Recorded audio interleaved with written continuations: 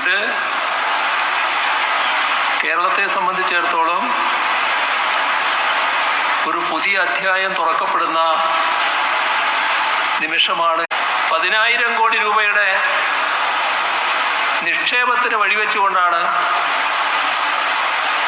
ഈ വികസനം സാധ്യമാകുന്നത്. ഇത്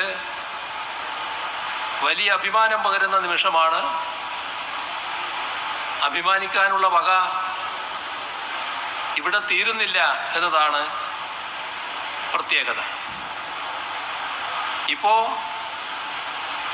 1-ാം ഘട്ടമാണ് പൂർത്തിയാക്കുന്നത്. പൂർത്തിയാകാനിരിക്കുന്നത് 2ഉം 3ഉം 4ഉം ഘട്ടങ്ങളാണ്. ഇത് നമ്മുടെ സംസ്ഥാനത്തിൻ്റെ